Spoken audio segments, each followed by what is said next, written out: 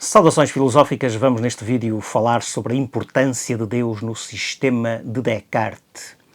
Sabemos que Descartes já possui uma evidência, a evidência do cogito, mas esta é uma evidência subjetiva, uma certeza do sujeito a respeito de si próprio. Portanto, só com o cogito, Descartes não pode ir muito longe, porque do cogito ele não pode deduzir verdades matemáticas, não pode deduzir a existência do mundo material, não pode deduzir a existência de Deus. Enfim, é preciso pegar em qualquer outra coisa, e essa outra coisa são as ideias. As ideias são atos mentais, são também representações das coisas, e Descartes vai partir das ideias que encontra em si para tentar chegar à existência de Deus. E porquê? Porquê procurar a existência de Deus, de um Deus bom, de um Deus que não nos engane? Precisamente para, com essa existência, ele afastar de vez a ameaça do gênio maligno. Portanto, a hipótese do gênio maligno ainda não foi afastada neste ponto da investigação e, é claro, se nós não afastarmos essa hipótese ou se não a esvaziarmos de eficácia, poderemos ainda estar sujeitos ao equívoco, ao engano, uma vez que, enfim, o gênio maligno pode perfeitamente levar-nos a pensar que 2 mais 2 são 4 e isso não ser verdade. Portanto, Descartes vai procurar provar a existência de um Deus bom e vai fazê-lo, então, tendo em conta as ideias de que dispõe. Então, a certa altura das meditações, Descartes escreve o seguinte: destas ideias, das ideias que ele encontra em si, parece-me que umas são inatas, outras adventícias, outras feitas por mim próprio, ou seja, as tais ideias factícias. As ideias inatas, portanto, são aquelas ideias que Descartes considera fazerem parte ou residirem na sua natureza. Porque que eu compreenda o que é coisa, o que é verdade e o que é pensamento, parece-me que reside na minha própria natureza e que eu não recebo de outra parte. Portanto, as ideias inatas são ideias que, como a própria designação indica, nasceram connosco e parecem, portanto, a Descartes que fazem parte integrante da razão. Ideias como a ideia de existência, de pensamento, de ser perfeito, de verdade, a ideia de triângulo, são então ideias inatas. Depois escreve: mas que eu ouça agora um ruído, que veja o sol, que sinta o calor das chamas, isto, segundo julguei até agora, procede de certas coisas situadas fora de mim. Ora, portanto, trata-se das tais ideias adventícias, ideias que têm origem, alegadamente, na experiência sensível, na experiência empírica, uma vez que parece a Descartes que essas ideias não foram criadas por ele. A ideia de sol, a ideia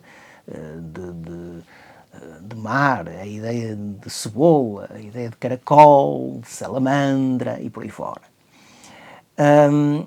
E por último, temos as ideias factícias, por exemplo, a ideia de sereia, os hipogrifos e seres semelhantes são inventados por mim próprio.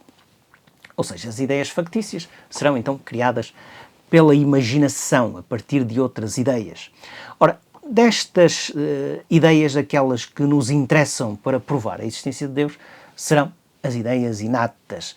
Descartes reconhece que traz em si a ideia de um ser perfeito, portanto, a ideia de um ser omnisciente, sumamente inteligente, sumamente bom, infinito, um ser eterno, independente, criador de toda a realidade, enfim, a ideia de um ser dotado da máxima perfeição.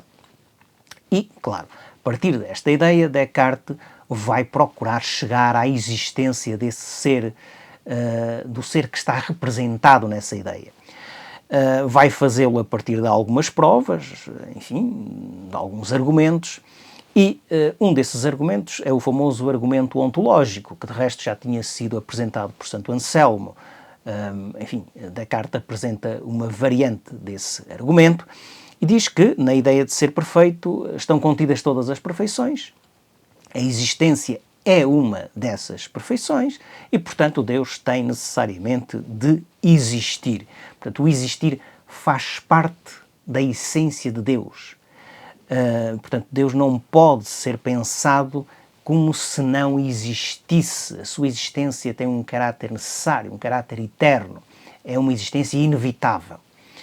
Bom, não satisfeito com o argumento ontológico, Descartes apresenta outras provas. Por exemplo, o argumento da marca impressa.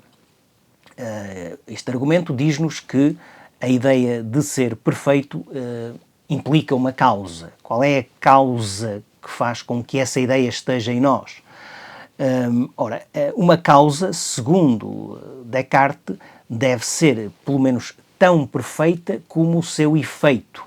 Quer dizer, a causa da ideia de ser perfeito tem de ser o próprio Deus, o próprio ser perfeito, que possui todas as perfeições representadas nessa ideia. Portanto, Deus colocou em nós a ideia de ser perfeito como um artista coloca a sua marca na obra que produz. Por isso também se chama este argumento, o argumento da marca impressa. Depois temos um outro argumento que nos diz que o sujeito finito, imperfeito, contingente, não pode existir se Deus não existir. De facto, se Deus não existisse, o sujeito teria que se autocriar, teria que se criar a si mesmo. A verdade é que ele é incapaz de tal autocriação e terá de ser Deus a dar-lhe o ser a cada instante. É a famosa criação contínua. Deus está continuamente a doar ser às coisas, ao sujeito pensante, ao mundo, e, portanto, é isso que mantém as coisas na realidade, que as mantém a existir. Ora, uma vez provada a existência de Deus, Descartes possui uma segurança relativamente à construção do conhecimento. Deus é um ser bom, Deus não é enganador, e, portanto, aquela hipótese do gênio maligno é posta de lado, ou pelo menos é esvaziada em termos de eficácia.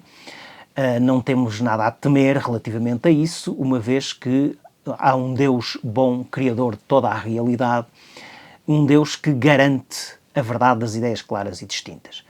As ideias claras e distintas são verdadeiras precisamente porque Deus existe, é Deus que garante essa verdade. E, portanto, tudo aquilo que nós concebermos de modo claro e distinto, podemos considerar que é verdadeiro.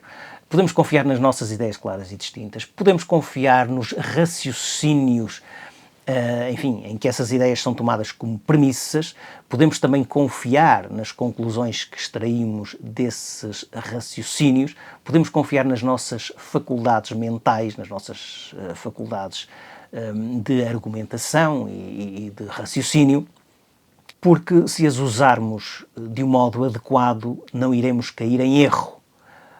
Deus não é responsável pelos nossos erros, os nossos erros são responsabilidade nossa, dependem da nossa liberdade.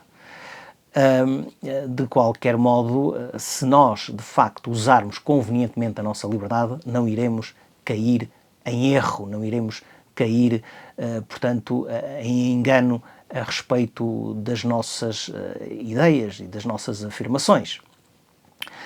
Deus, no fundo, é o criador das verdades eternas, é Ele que coloca em nós as tais ideias inatas, Ele é o fundamento da realidade, a origem da certeza e, portanto, acaba por ser o grande princípio do conhecimento. Deus, no fundo, ao criar o universo, cria também a possibilidade de o conhecermos. E por isso Descartes escreve, a certa altura, nas meditações sobre a filosofia primeira, desde que reconheci que existe um Deus, ao mesmo tempo compreendi também que tudo o resto depende dele e que ele não é enganador. E daí concluí que tudo aquilo que concebo clara e distintamente é necessariamente verdadeiro.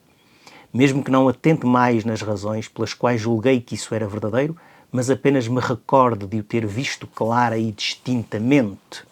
podemos confiar na nossa memória. Por conseguinte, não se pode alegar em contrário nenhuma razão que me leve a duvidar, mas tenho disso ciência verdadeira e certa. Portanto, as razões que tínhamos para duvidar perdem agora a sua eficácia e Deus vem, no fundo, conferir esse fundamento, essa certeza que nos permite avançar na construção do conhecimento. Por outro lado, uma vez provada a existência de Deus, será possível, enfim, provar também a existência dos corpos materiais, provar a existência de um mundo exterior ao pensamento. Será possível também prosseguirmos na investigação em termos das diversas ciências, inclusive na matemática já podemos estar certos de que não nos enganamos, desde que raciocinemos de modo correto, e, portanto, Deus acaba por ser o grande princípio do ser e do conhecimento.